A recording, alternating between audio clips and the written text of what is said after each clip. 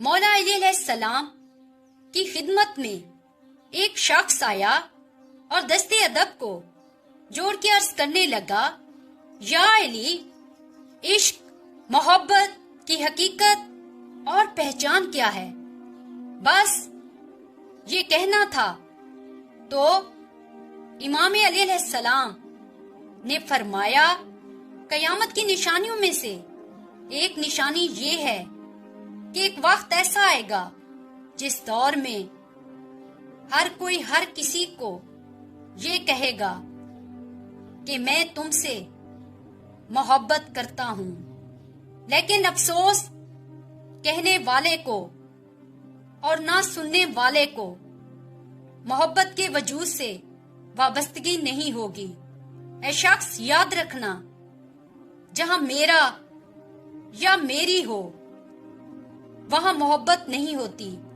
اگر کوئی یہ کہتا ہے کہ یہ سواری میری ہے، یہ بھائی میرا ہے، یہ اولاد میری ہے، تو اس وقت وہ ان چیزوں سے پہلے اپنا ذکر کرتا ہے۔ انسان انسان سے ایک دوسرے کی وجہ سے نہیں بلکہ اپنے ہی احساس کی وجہ سے جڑتے ہیں۔ ماں اولاد سے اس انسان کے لیے محبت نہیں بلکہ یہ سوچ کر محبت کرتی ہے کہ اس کو میں نے پیدا کیا ہے، یہ میرے جسم کا حصہ ہے۔ اولاد والدین سے محبت اس لیے کرتا ہے کیونکہ وہ یہ سمجھتا ہے کہ انہوں نے میری پرورش کی ہے، مجھے پالا ہے۔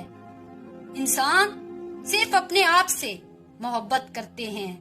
جہاں ساتھ رہنے کی بات ہو، کسی کو حاصل کرنے کی طلب ہو، تو وہ محبت نہیں، خود پسندی ہے۔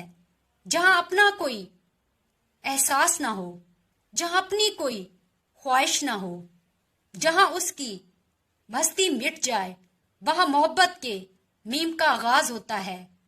تب ہی اللہ نے محبت کی مثال سجدے کو رکھا، تاکہ انسان کے نزدیک یہ واضح ہو جائے کہ خود کے وجود کو خم کرنا، خود کی خواہشوں کو تدفین کرنا ہی اصل محبت ہے۔